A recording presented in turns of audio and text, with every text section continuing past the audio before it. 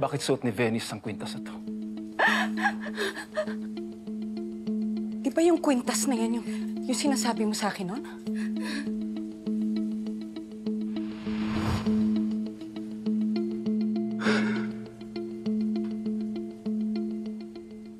Ang kwintas nga ni simbolo sa pagkahibugmak ko sa imo. Nagpasa-pasa sa pamilya namin. Ikaw ang pamilya ko, Palangga. Saan niyo nakuha to? Tell me, saan niyo nakuha to? Kwintas po yan ni Venice nung pagkabata pa niya.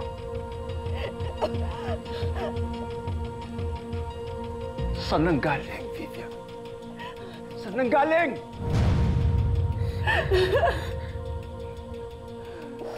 Suot po yan ni Venice nung binigay siya sa akin ng kaibigan ko para paampon. That's okay. Anong ibig mo sabihin, Vivian? Hindi mo anak si Venice? It's true. Alam po ni Venice. Alam din po ni Sugar. Ampun lang po si Venice. Pero hindi po namin sinasabi sa lahat ng mga tao. Ayaw po namin ipaalam. Vivian, ano ang pangalan na nagpaampon sa'yo? Sino?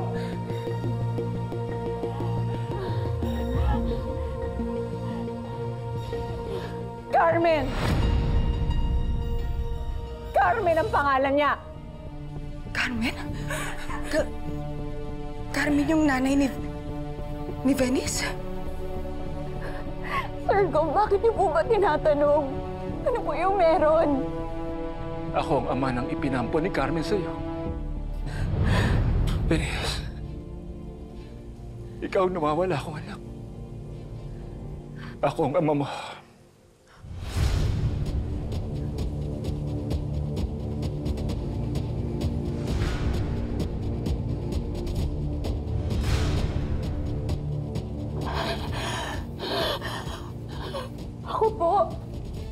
Ako po yung anak niya, Sir Gov. Vivian, paano mo nakilala si Carmen?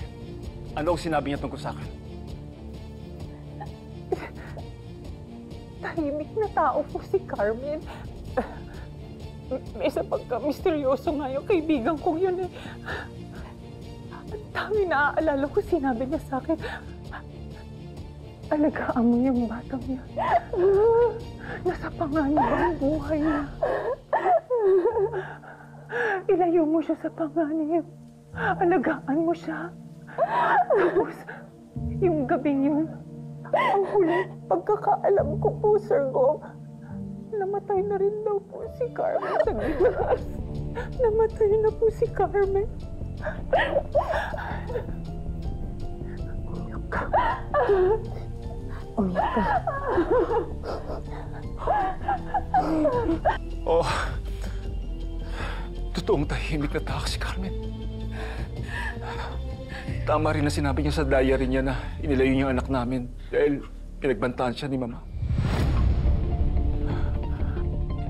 Greg, please, huwag tayong padalos-dalos, ha? Baka naman kamukha lang yan ang kwintas na binigay mo kay Carmen. Margaret. Hindi. Margaret. Walang pag-aresto mangyayari ngayon. Umuwi na kayo, sasabihin ko sa Chief. Ako na magpapaliwanag sa kanya. Sige na. Greg, sandali lang! Sandali lang! Listen! No!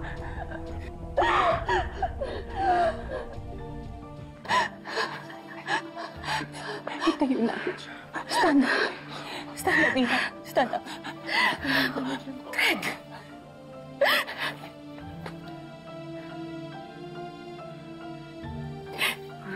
Hindi pa rin ako makapaniwala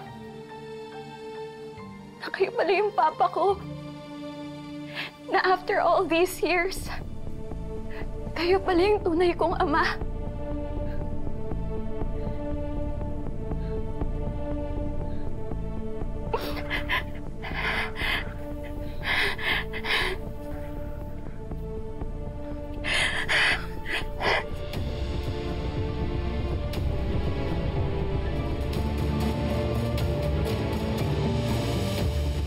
Pinaplano na namin to ni Dennis.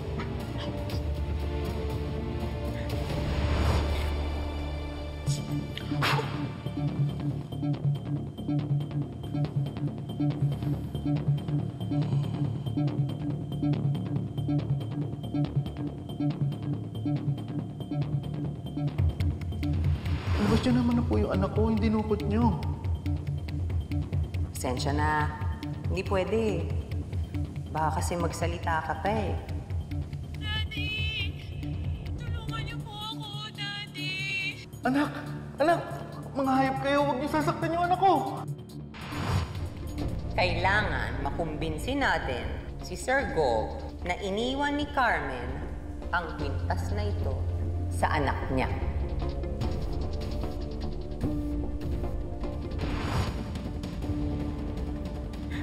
Umiyak ka.